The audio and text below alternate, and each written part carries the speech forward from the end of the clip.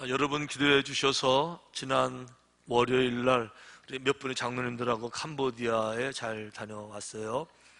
아시는 것처럼 이번엔 저희들이 성전을 봉헌한 것이 아니고 작은 주택을 이제 봉헌해서 목사님이 거주하실 수 있게, 그리고 그 교회에 새로 파송된 목사님들 또 만나 뵙고 또 선교비도 전달해 드리고 이렇게 이제 돌아올 수 있었어요.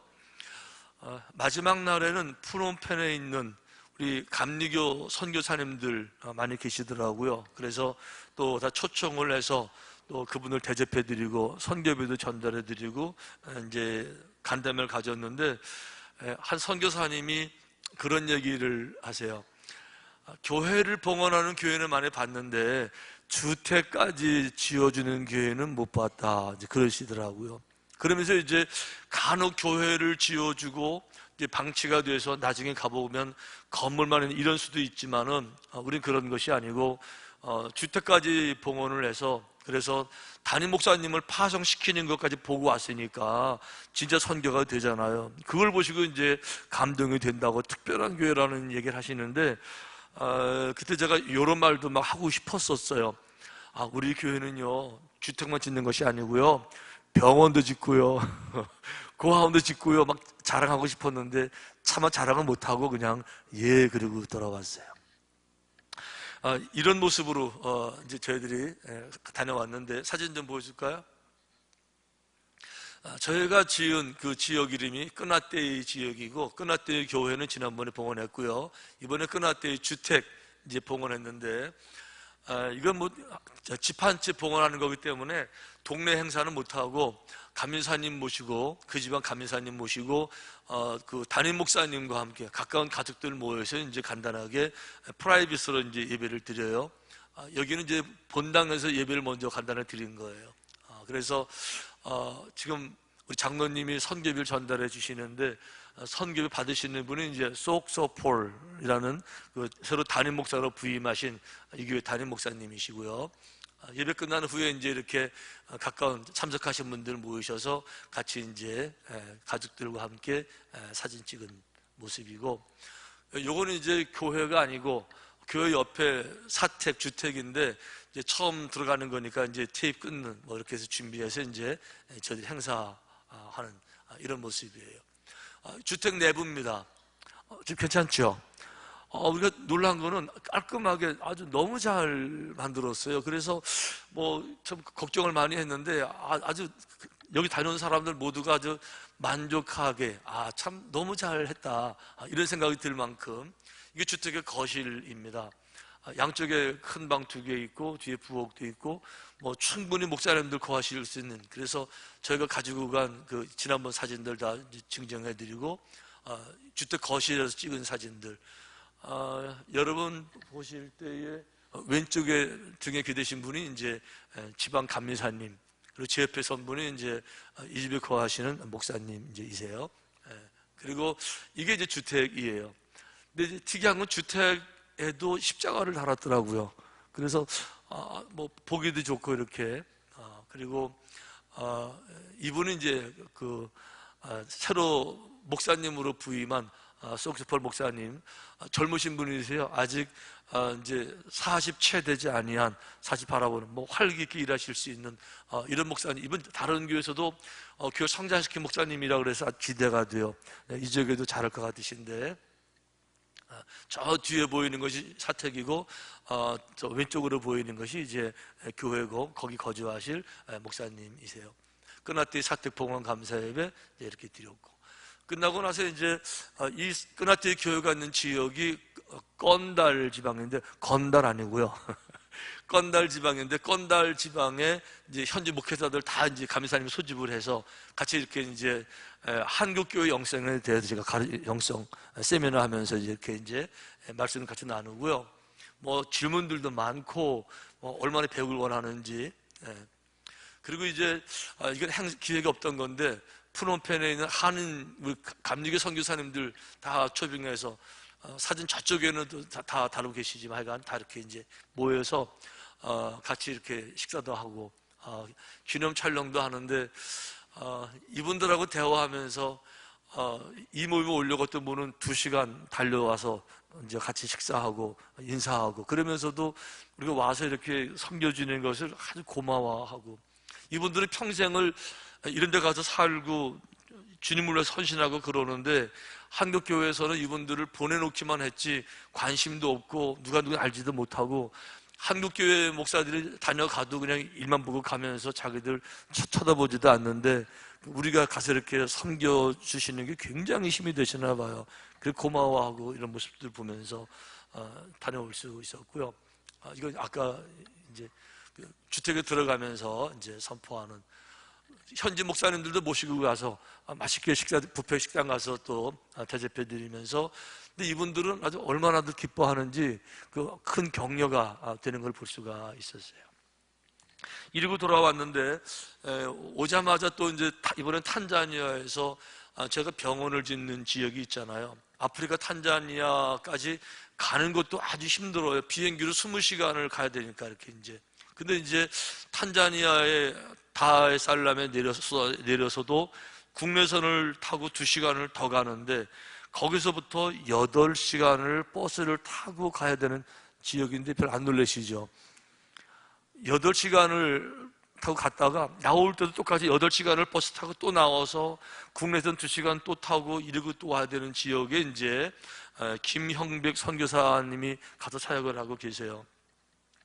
이분 얘기 제가 처음 들었을 때 얼마나 감동이 됐는지, 남들을 안 가려고 그러고 선교를 해도 쉽게 한다고 가까운 데 다니면서 환경 좋은 데 찾아다니는데, 이분은요 정말 필요한 곳에, 복음이 필요한 곳에, 남들은 못 가는 곳에 너무 어려우니까 거기 찾아가서 평생 사시는 모습 바라보면서 감동이 돼서 이 교회에 이제 통해서 병원을 짓기로 한 거예요. 근데 이제 병원 공사가 진행됐는데 아주 많이, 지난번 사진보다 많이 발전이 됐어요. 기초 거의 끝나서 이제 벌써 막 기초 작업은, 이거 지난번 사진 다 이제 끝났고요. 이거 지난번 사진까지였는데, 이거 다 이제 끝나면서 지금은 이제 막 건물 올라가서 다 올라가고, 그리고 여기까지 왔어요. 이렇게 많이 발전됐죠. 그리고 이제 이런 속도로 진행이 되면 5월달 안으로 병원이 완공이 돼서 5월달은 여기를 가서 또 봉헌 예배를 드리게 되는데, 지난주에 이 지역에 군수가 다녀갔대요. 그 이 지역에 그리고 수도가 없었었는데, 물이 없었었는데 병원 생기면서 병원 때문에 막 물 들어와가지고 동네가 아주 뭐 너무 감사한 이런 상황이 됐고, 저희가 병원을 지어주게 되면 이 정부 쪽에서는 운영을 돕겠다고 약속을 처음부터 하고 한 거니까, 이렇게 해서 아주 이분 군수님도 얼마나 감사하는지. 이분들이 이제 공사하는 분들이고요. 그리고 이제 이 일을 맡아서 수고하는 저분은 이제 김형백 선교사님 네 분이세요. 이런 분들 생각하면, 남들은 좋은 환경 생각하고 좋은 곳을 가려고 애를 쓰는데, 이런 분들은요 남들 못 가는데, 하지만 복음은 정말 필요한데, 이런 설날에 얼마나 한국에 오고 싶을까. 설날에 설날에 송편 먹나요? 추석에 먹는 거구나. 참, 설날은 뭐 먹죠 우리가? 떡국 한 그릇 먹고 싶을까? 뭐 떡국 온 거 사오고, 뭐 한국 사람도 한국말도 둘이만 써야 되는 이런 지역에 이런 분들이 이제 계시면서 선교, 정말 생명을 전하는 거 아니면, 하나님의 일이 아니면 못할 일들을 이제 감당하고 계셔서, 이제 저희들이 5월달에, 저도 선교지를 많이 다니지만 여기 가는 거는 벌써 걱정이 돼요. 비행기는 가지고 타면 되는데 8시간 버스 타고 간다는 것도 걱정되지만 한번 가볼 생각이에요. 자, 중요한 거는 여기까지 사진 됐어요. 자, 이 김영미 선교사님처럼 정말 환경 따지지 않냐고 멀리 가서 선교해서 그 아버지 영광을 드러내는 사람들 참 많이 있는데, 오늘 제가 소개해 드리려고 하는 한 여인이 있었어요. 근데 이분도 현대 개념으로 보게 되면, 와우, 선교 열매가 얼마나 큰지, 위대한 선교사 한 분을 소개하기를 원해요. 근데 이분의 이름이 성경에 안 나와요. 나이도 많지 않고 나이도 어리다고. 그래서 그럼 나이도 어린 이름 모를 소녀, 여러분 이름 모를 소녀 노래 기억나요? 옛날에 그 가수 중에 그 김종호라는 분이 불렀죠. 뭐 버들잎 따다가 연못 위에 띄워놓고 쓸쓸히 바라보는 이름 모를 소녀 기억나죠? 근데 이 소녀는요, 버들리 따다가 쓸쓸히 바라보는 그런 소녀가 아니에요. 이 소녀의 이름이 성경에 소개가 안 나와서 이름은 모르지만, 이 소녀의 이미지는요, 쓸쓸히 바라보는 이미지가 아니고 너무 소중하고 너무 존경스럽고 너무 사랑스럽고 너무 배우기를 원하는 이러한 여인이 있는데, 이 여인에 대한 소개를 성경이 이렇게 시작을 해요. 전에 아람 사람이 떼를 지어 나가서 이스라엘 땅에서 어린 소녀 하나를 사로잡음에 그가 나아만의 아내에게 수종들더니. 아람 사람이 떼를 지어 나갔다. 전쟁 벌어진 거예요. 아람 사람이 떼를 지어서 이스라엘 땅을 공격을 해가지고요, 초토화시키고는 많은 포로를 붙잡아 왔는데, 그 포로 중에 어린 소녀가 있었다는 거죠. 그래서 하녀로 쓰기로는 나이가 어리니까 그 나아만 장군의 부인의 몸 수종드는 몸종으로 그 뒤로는 어린 아이, 여자아이가 있었다는 거예요.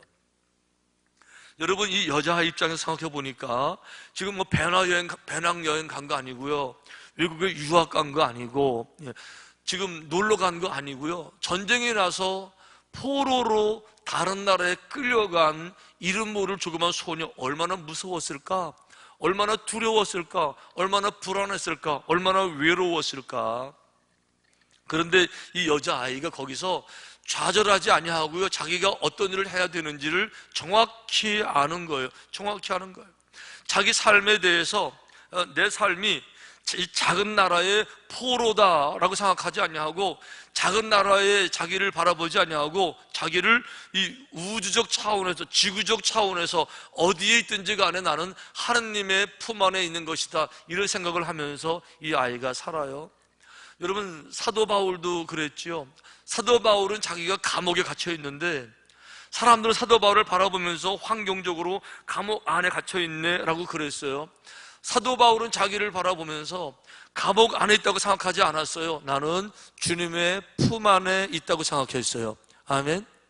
그러니까 이 감옥 안에 있다고 생각하면요, 좌절, 절망, 고통이 있겠지만 주님의 품 안이라고 재해석하게 되니까 좌절이 아니고 거기서도 주님을 찬양할 수 있고 기도할 수 있고, 그러는 가 옥문이 열리잖아요. 어떤 분이 그런 얘기 하더라고요. 이제 친구 목사하고 이제 차 타고 지나가는데 친구 목사 사모님이 전화가 온가 봐요. 친구 목사가 전화를 받았어요. 여보세요. 그 사모님이 이제 어디야 하니까 친구 목사님이 응, 여기 지구야 그러더라고요. 여기 지구야. 여기 지구예요.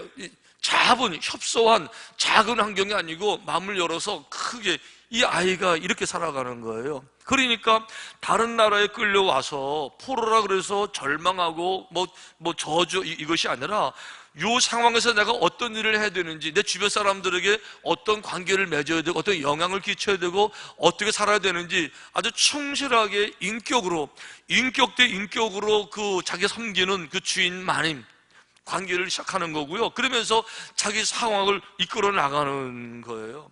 근데 중요한 거는 대해 보니까 자기가 섬기는 그 집이 그 나라에서 최고의 국방부 장관에 해당하는 그런 집인데, 처음엔 깜짝 놀랐겠죠. 어마어마한 집 놀랐겠는데, 두 번째 놀라는 게 있어요. 그 집의 주인이 문둥병에 걸렸다는 거죠. 문둥병. 여러분, 문둥병은요, 당시에는요, 완전히 저주병, 천병, 하늘의 병, 나을 수 없는 병, 그런 병이죠.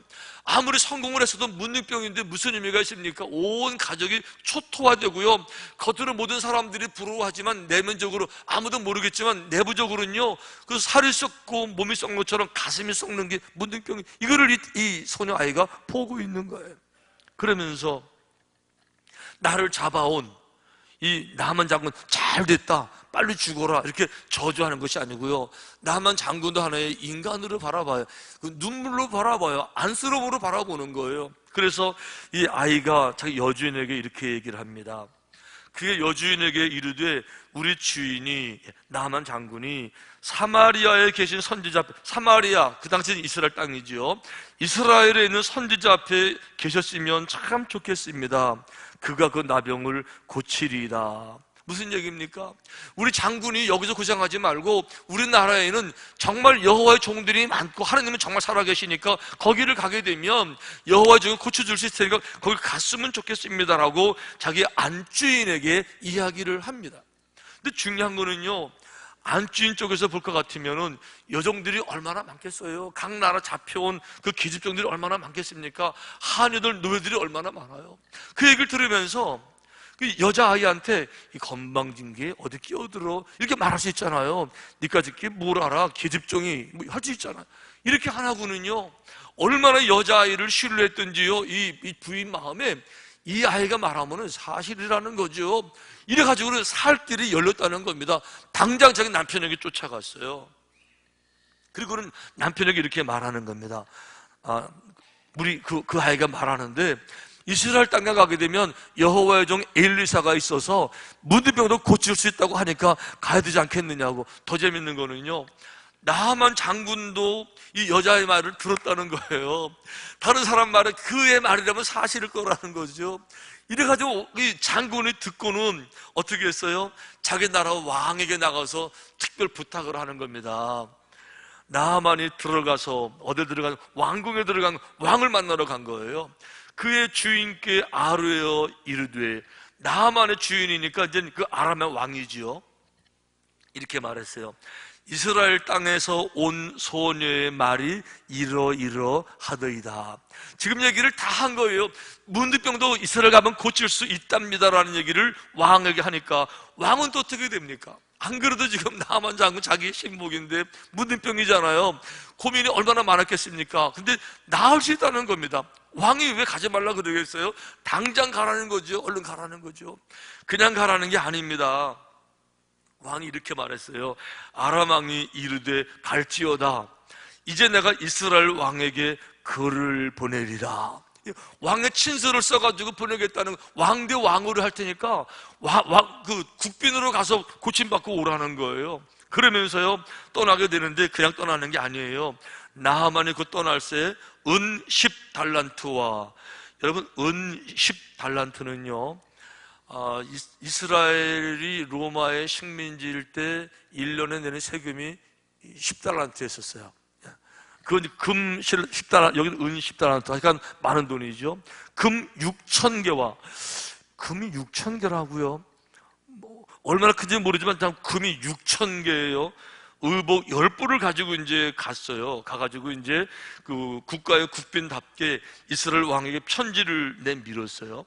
자, 이스라엘 왕에게 그 글을 전하니 일렀으되, 내가 내 신하 나하만을 당신에게 보내오니 이 글이 당신에게 이르거든 당신은 그의 나병을 고쳐주세요 라는 왕의 친서를 보낸 거예요. 자, 이스라엘 왕이 편지를 받았습니다.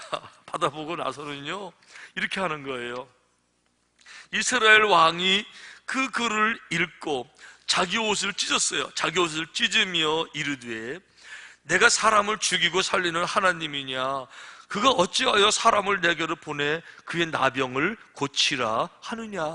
아니, 나병을 누가 고칠 수 있느냐는 거죠.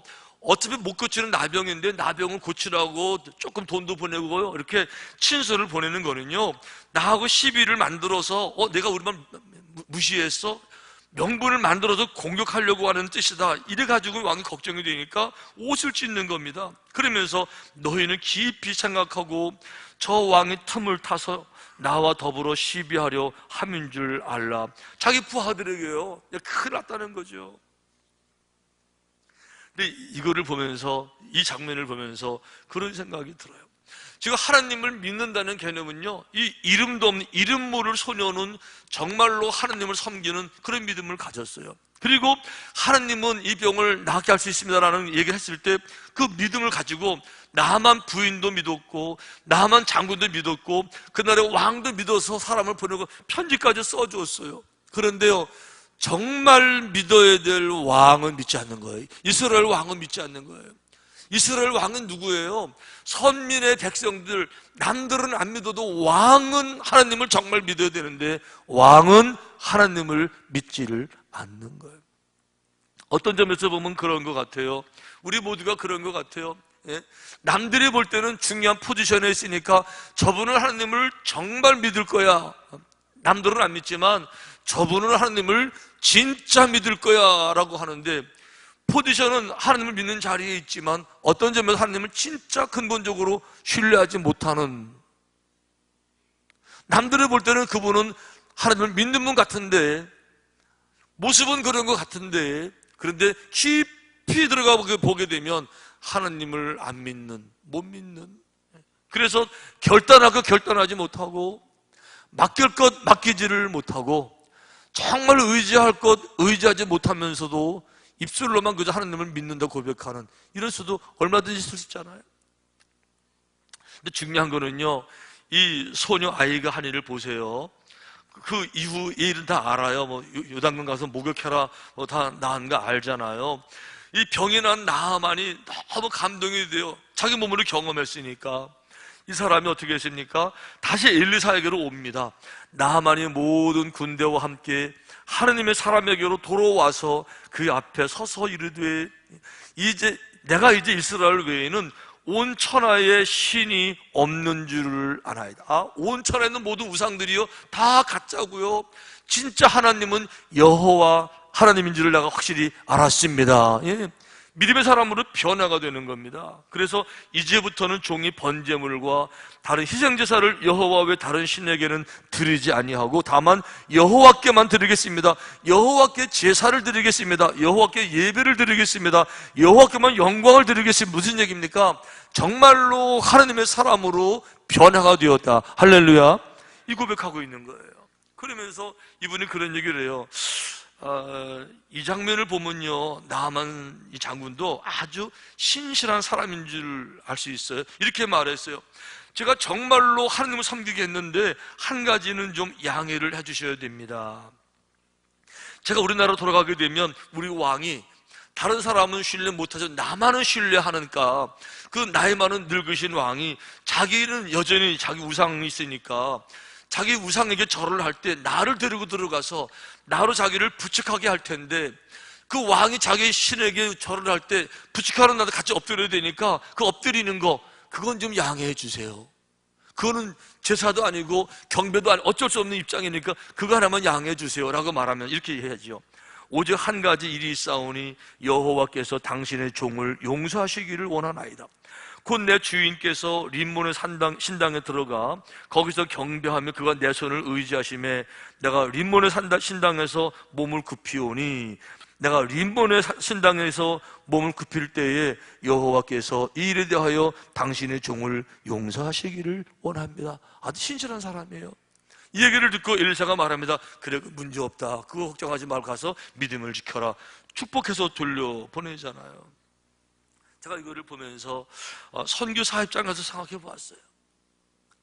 이번에도 우리 많은 선교사님들 만나서 하는 고민이 뭔가 하면, 그분들을 도와줄 수는 있대요.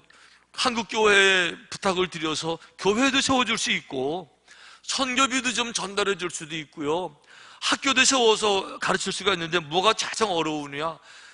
하나님을 정말 만나게 하는 게, 실전적으로 인격적으로 은혜를 받기 위해서 펑펑펑펑 눈물 흘리고 쏟아붓고 회개하고 자복하고 성령 충만한 경험을 통해서 거듭나는 이 일이 너무너무 힘들다는 거죠. 힘들죠. 일단 일세 선교사가 말이 안 되잖아요. 완벽하게 깊은 마음을 터치하는 말을 쓸 줄을 모르잖아요. 이번에도 그래요. 거기 20년 계신 선교사님이 그래요. 20년 있는 선교사, 내가 설교하는 게 거기서 예수 믿은 지 한 2, 3년밖에 안 된 현지인이 설교하는 것보다 못합니다. 그래요. 현지인들은요, 신금을 터치하는 단어를 쓸 줄 알지만 한인 선교사들은 잘하는 사람들이 아니니까 문법적인 말밖에 모르니까 깊이 못 들어가는 거예요, 여러분. 그런데 그런 쪽에서 볼 것 같으면요, 이 작은 소녀의 이야기를 들어보니까 이 소녀는요, 선교사 중에 선교사, 그 나라의 최고의 군림 많은 국방부 장관을 진짜 회귀시킨 어마어마한 사역 열매가 있는 선교사, 얼마나 큰 일을 감당해요. 그래서 이름 모를 소녀 선교사지만, 끌려간 선교사지만 그 결과를 보게 될 때, 이야, 참 정말 대단하다, 정말 존경스럽다. 아멘. 그래서 어떻게 이런 놀라운 역사가 가능할까 보니까요, 이 이름 모를 소녀에게서 정말 배워야 될 요소가 몇 가지 있더라고요. 첫째는 뭔가 하면, 보세요. 첫째는 용기로 나타나는 참된 믿음. 순서를 바꾸면요, 진짜 믿음은요, 용기로 나타난다는 거예요. 진짜 믿음이 무엇이냐? 예, 믿음 속에는 하나님을 바라보는 하나님의 힘이 그 속에 들어가니까 사람들이 상상하지 못하는 용기가 솟아나는 거죠. 한번 입장을 바꿔서 생각해 볼게요. 이 소녀 입장에 들어가 볼게요. 이 소녀가 바라볼 때 내가 아는 하나님께서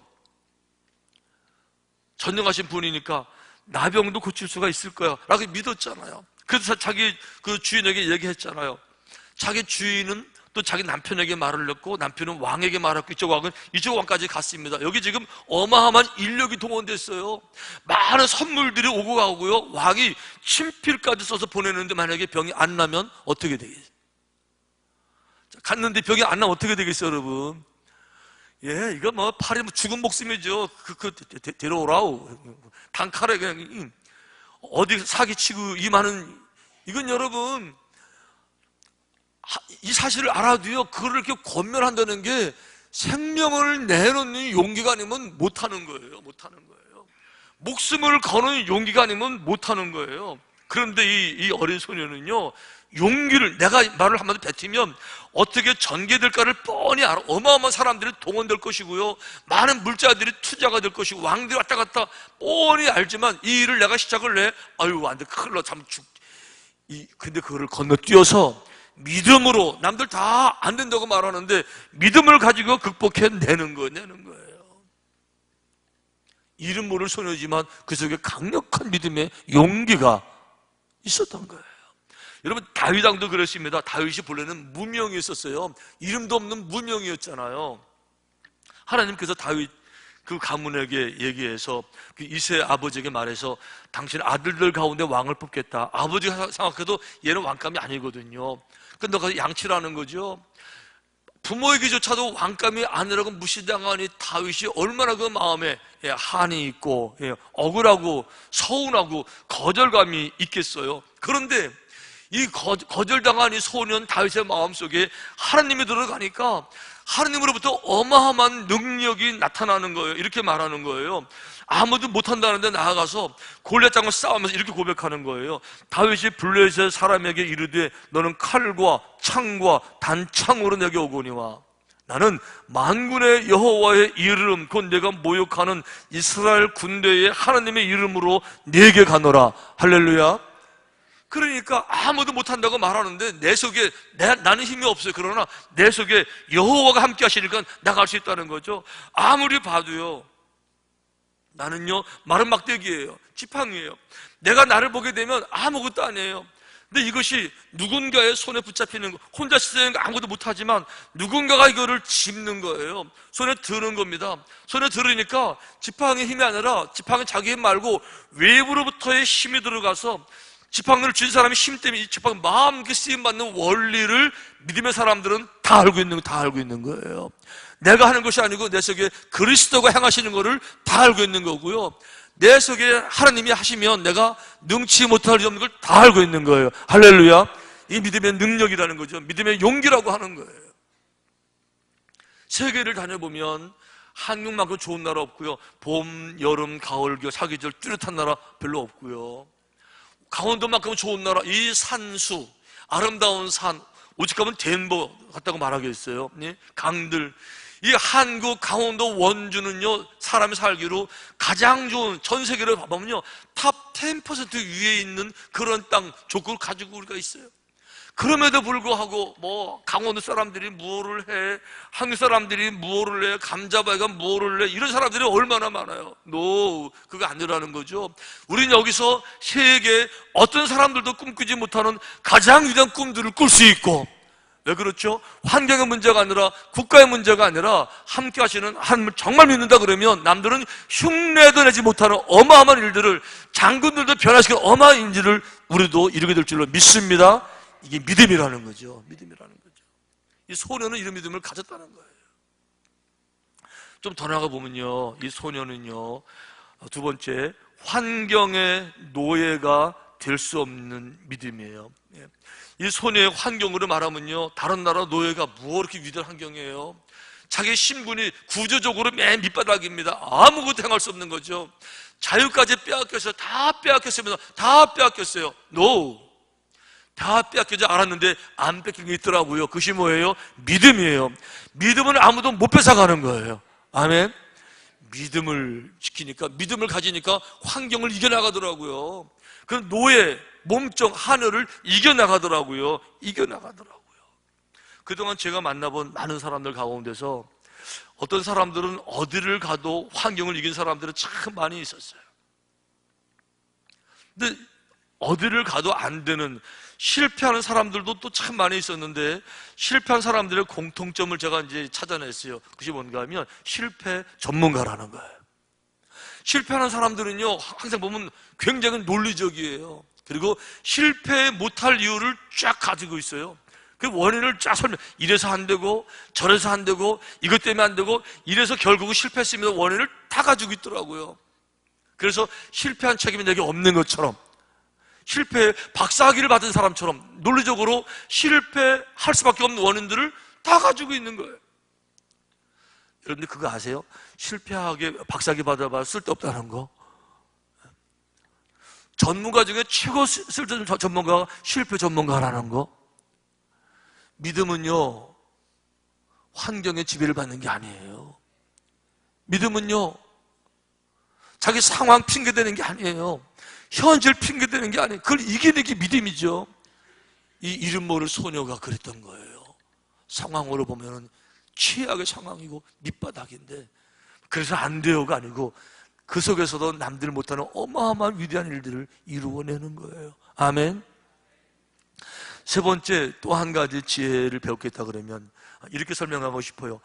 2등이면 어때? 3등이면 어때?